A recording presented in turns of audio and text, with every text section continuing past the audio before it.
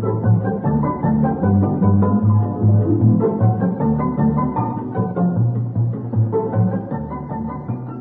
is Nightline, the line that's open at the right place at the right moment, and this is Don Amici pinch hitting for Walter O'Keefe. Here's our first Nightline call tonight. Groucho Marx and You Bet Your Life.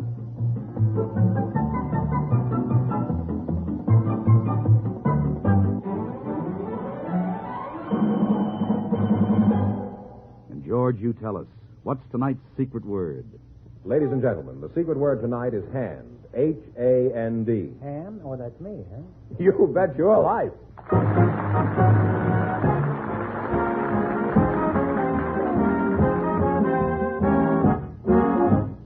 The National Broadcasting Company presents Groucho Marx in You Bet Your Life, the comedy quiz show transcribed from Hollywood. Groucho meets our first contestants in just 1 minute. Melissa Allenby wanted to weep. She had just married off her only daughter, and now she was alone in the world. At least she thought she was alone. Poor Melissa. She didn't even have time to treat herself to a good, healthy cry before a hungry, homely, and bedraggled 16-year-old waif came wandering into her home with a fantastic and romantic tale about how her father had left her to fend for herself. This is Ed Hurley, your host on My True Story. You'll be amused and delighted by Melissa Allenby as she sets about transforming a teenage ragamuffin into a lovely young lady, and as she transforms her own life in the process. My True Story, America's #1 morning radio program, is heard every weekday on NBC. So enjoy My True Story for drama and My True Story's companion program, NBC Bandstand, for music and lighthearted entertainment. A wonderfully varied morning's listening every weekday over most of these same stations.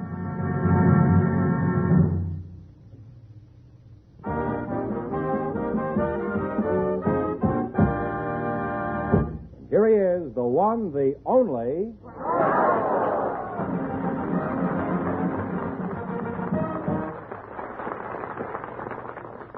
Well, here I am again with a chance for each of our couples to win up to $10,000. And if any of them say the secret word, they'll win an extra $100. George, who's first? Charlene Crotty and James McGeorge are standing by. And incidentally, they're both single people, so folks, you come in, please, and meet Groucho Marx. Welcome to You Bet Your Life. Say the secret word and divide an extra $100. It's a common word, something you always have with you. Charlene Crotty and James McGeorge, eh? Okay. You're a nice-looking young couple. Where are you from, Charlene? Okmulgee, Oklahoma. Okmulgee? Mm-hmm. Where is that? All I know is it's about 30 miles from Muskogee. Well, how far is Muskogee from Okmulgee? No. Well, if it's 30 miles... Oh, pardon me, yes. It must 30 be, miles each way. That makes a total of 60 miles, huh? Where are you from, James? Seattle, Washington, Groucho. Seattle? I thought you were from Scotland. You're not married, huh? No, I'm not. Why not? You're bright, nice-looking, prosperous-looking, and do you want to get married? Well, I think the individual security and destinations of a person should be taken care of before they take on the added responsibility of marriage. You know that it's 30 miles from Okmulgee to Muskogee? In other words, what you're saying is that you want to know where you're going before you get married, huh? Okay. Well, my advice to you is to marry a ticket seller at Union Station. And even then, you may not know where you're going. Have you ever found a girl that you'd like to marry? Well, 4 years ago, I was going with a girl, Groucho, that I thought a great deal of. She had many of the qualities that I enjoy, appreciate. She was intelligent, was quick, was very pretty, charming. What do you mean she was quick? Did you chase her? No, she well, how quick was she? And what was she quick at? Well, she... Are you quick, Charlie? You slow? Well, I don't know what he means. I don't know either, but I'm just guessing, that's all. Have you ever been engaged, Charlene? Several times. Why, you rascal, you. What happened? Well, when they found out... Don't stroke the microphone.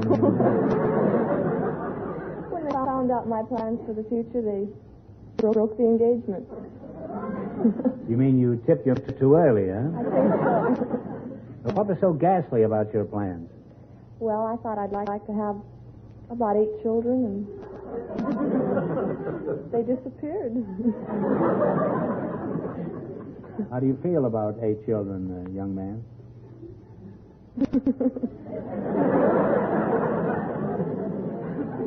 Oh, I think, Groucho, that 3 is about right. To begin with, huh? No? Well, don't worry, Jim. When you have 8 children, you grow old and can't work anymore. You can always rely on your kids. You can rely on them not to give you a nickel.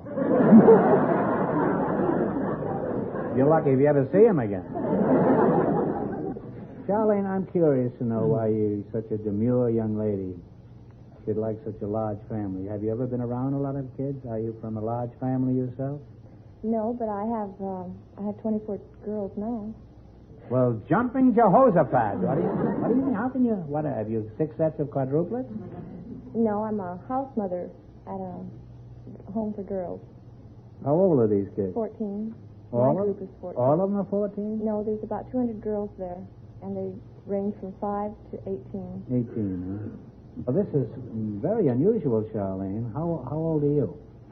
Oh, I can't tell you, because if the girls happen to see the show, they don't know how old I am, and they think I'm a lot older than I really am. Well, could you whisper it in my shell-like ear?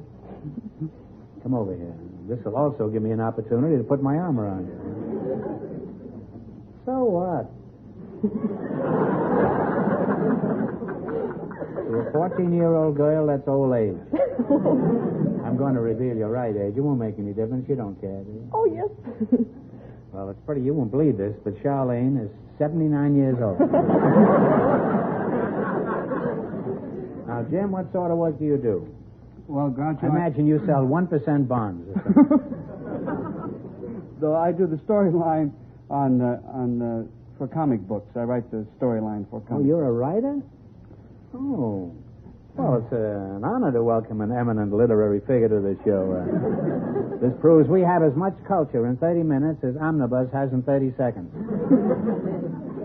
Have you ever received the Pulitzer Prize? Have you ever read a comic book? What's your answer to charges that comic books contribute to juvenile delinquency? Well, I think crime comic books are very bad for children. Mm-hmm. But the kind of comic books that I write the storylines for, I think, are beneficial. They're a lot of fun. They're clean, good fun, and with a small percentage of education in them. Mm-hmm. How small a percentage would you say? Now, what are some of the clean, funny, and educational stories that you've written? Well, storylines for Bugs Bunny, Elmer Fudd. Elmer Fudge? No, Fudd, F-U-D-D. And F-U-D-D, huh? Well, name some others, huh? Well, there's Sylvester the cat, and Tweety Pies, Andy Pandas. This sounds like kind of baby talk, isn't it? You know, I never realized that comic books were written. I always thought the dialogue was just taken out of the congressional record. Well, you're a nice young couple, and if anything comes of this meeting tonight, please keep it to yourself. Now, are you prepared to go into the more intellectual phases of our program? Well, I'm not. Luckily, I have this in front of me. You selected a movie quiz. I'm going to ask you some questions, and if you miss 2 in a row, you're out. If you get 4 in a row right, you win $1,000. Now, one answer between you on all the questions. Here are the stars. You tell me the name of the picture. Rita Hayworth, Frank Sinatra, and Kim Novak. Talk it over. Your partners.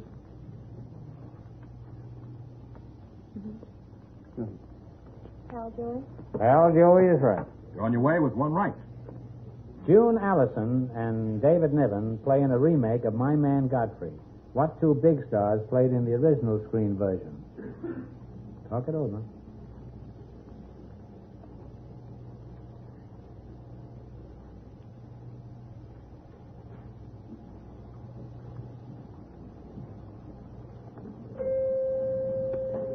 It was Carol Lombard and William Powell. Now you have one wrong. If you get the next one wrong, you're out of the game. One of Ernest Hemingway's early novels is a 1957 movie starring Tyrone Power and Ava Gardner, among others. What is the name of it? Talk it over. Hemingway movie, Hemingway novel. Tyrone Power, Ava Gardner. 57? Yeah. I saw it just a few weeks ago. the sun also rises.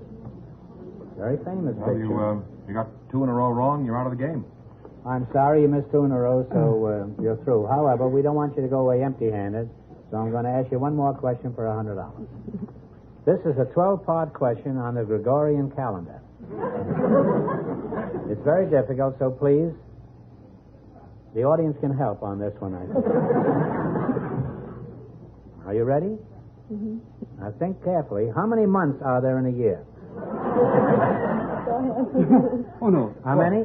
12. 9, that's right. So you got all 9 parts correct, so you each win $50. Sorry you didn't win more, but thanks anyway for being on the show. You bet your life. Thank you very much.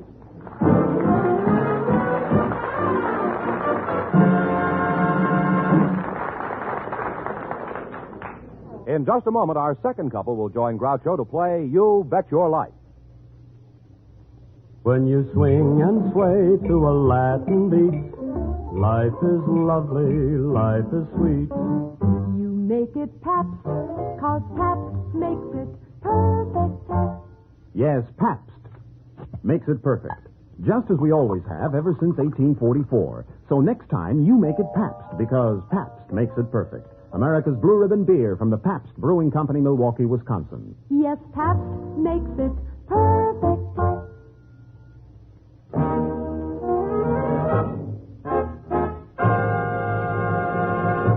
Groucho, we have George Jarvis and Phyllis Diller who want to play You Bet Your Life, so post you in, please, and meet Groucho Marx. Welcome to You Bet Your Life. Say the secret word and divide an extra $100.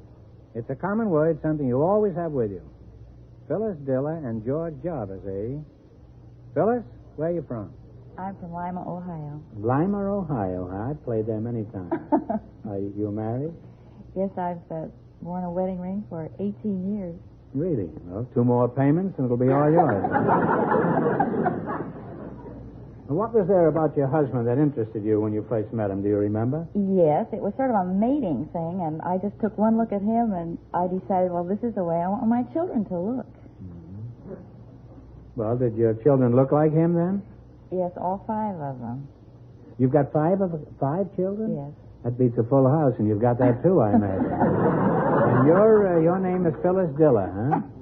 No. You're George Diller, huh? George Jarvis. George Jarvis. And where is your native state, George? Well, I come from Pawhuska, Oklahoma. Oh. Pawhuska? Yes, Well, Pawhuska. tell us about Pawhuska. I haven't been there in some years. What is it like there? Well, actually, I don't know anything about it. We moved from there to Puerto Rico when I was only about a year old. Oh. Well, tell us, what is it like in Puerto Rico? Is it anything like Pawhuska? Well, I don't know anything about Puerto Rico. We moved from there when I was about 5. Where did you go then? Did you go to Lima? No, I've never been to Lima. Oh. George, you haven't got much of a memory, have you? Well, I guess not. Are you one of those absent-minded professors that forgets everything? No, I'm in the guided missile program. I work for North American Aviation. With your memory, you working on guided missiles? Well, the missiles have the memory built into them. Well, folks, fill up the martini jugs and head for the hills.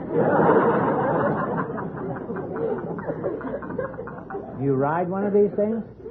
No, I haven't ridden one yet. Oh, well, what is your job with guided missiles? I'm field service manager for Rocketdyne Division of North American.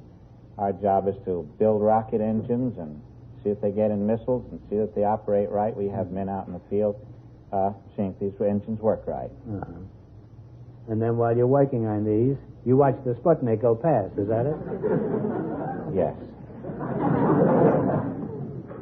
Well, do you predict that rocket ships in commercial flights will be around soon? Oh, certainly. I think particularly for long distances and if you're in a hurry.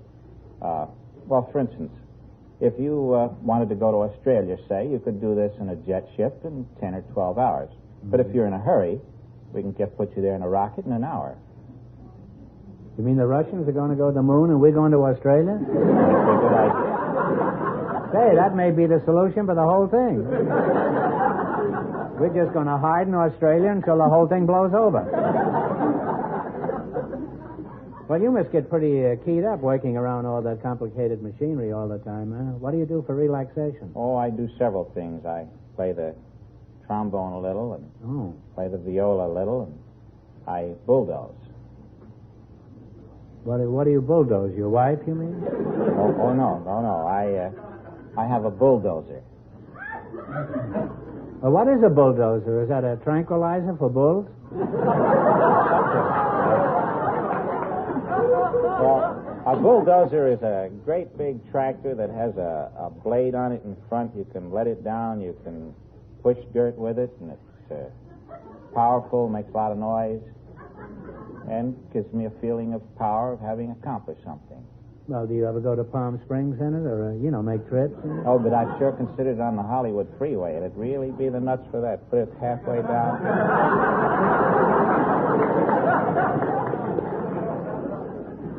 Well, what kind of things do you shove around with this toy? Well, I've got a mountaintop in Topanga, which I'm flattening. Are you angry at this mountaintop? Yes, sometimes. You flatten mountains because this gives you a feeling of power, is that right? It? That's George, right. You're in trouble. I guess so. You may think you have a hobby, but it's more serious than that. You have a neurotic compulsion. And I think you should see my psychiatrist. He'll be back next week. He's up in Arizona. He's filling up the Grand Canyon with dirt.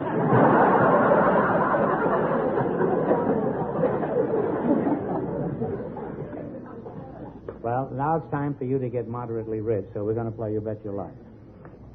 Now, you select the dictionary quiz. I'll give you the words. You give me the meanings. If you miss 2 in a row, you're out. If you get 4 in a row right, you win $1,000.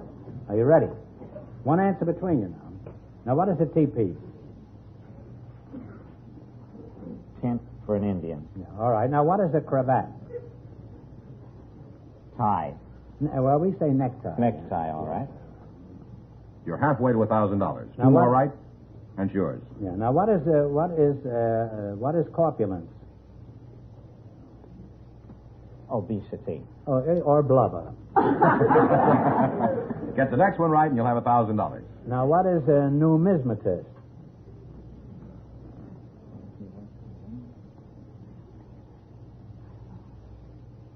Numerologist? No, the other one. Give him the other one. No, that's a coin collector. You were right. Did you say that and you did. talked him out of it? No, I didn't. Well, you now have one wrong. If you get the next one wrong, the game is over for you. What is a carafe? C-A-R-A-F-E. A pitcher. Yeah, I thought it was an animal with a long neck. It's a pitcher with a long neck. It's a pitcher. Well, it's a water bottle. And you're back on the right track with one right now. Yes. Now, what is a clavicle? A bone? Well, which one? There are a number of those. Somewhere in the France? shoulder. Huh? It's somewhere in the shoulder, isn't it? Well, that's close enough. It's the collarbone. Now, what is another word for apothecary? Druggist. Druggist on the market, yes. One more right, and you'll have $1,000. What is claustrophobia? Fear of small places or I close thought it was. places. I thought it was being afraid of Santa Claus. Now, that's right. Fear of enclosed places. Well, you won $1,000. Now you can keep it and quit, or else you can come back later and try to double your money. You may even get a chance at $10,000. So go over there and sit down and think about it. And thanks for being on the show.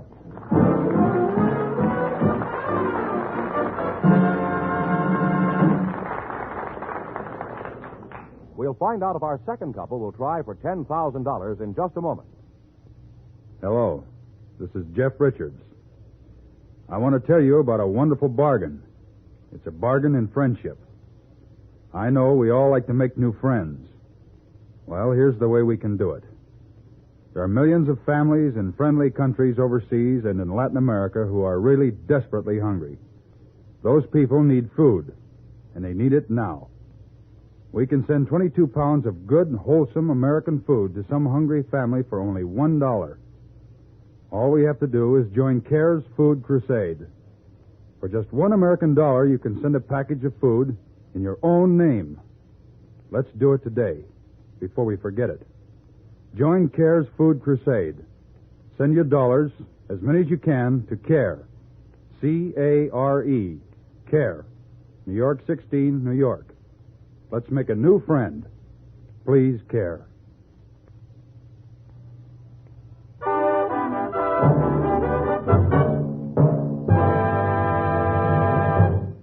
George Jarvis and Phyllis Diller. Would you come back, please? You won $1,000 so far. If you decide to try for the 10 and you fail, you wind up with a total of $500. What are you going to do? What are you going to do? We're both going to You're going to go ahead? We're going to go All right, now you're going for the big money. Get together, pick a number from 1 to 10, and then spin the wheel. If any number besides the one you pick comes up, the question is worth $2,000. If your number comes up, the question is worth 10. All right, what number do you want? 5? Give it a 12. Well.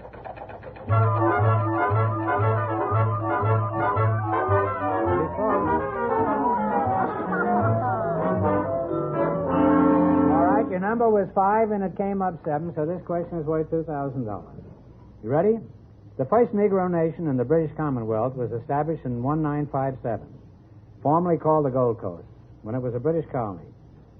This new country has received widespread news coverage. For $2,000, what is the new name of this new nation? Talk it over.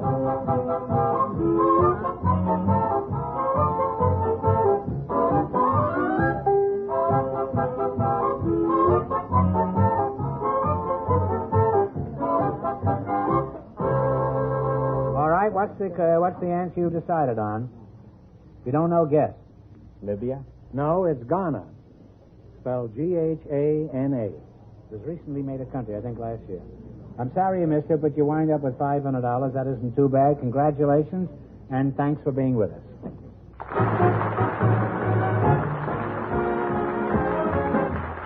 You Bet Your Life is transcribed in Hollywood. Produced by John Goodell. Directed by Robert Dwan and Bernie Smith. Music by Jack Meakin. This is George Fenneman reminding you to tune in again next week, same time, same station, to hear the one, the only Groucho. And see Groucho every Thursday evening on NBC television. You Bet Your Life is heard by our armed forces around the world.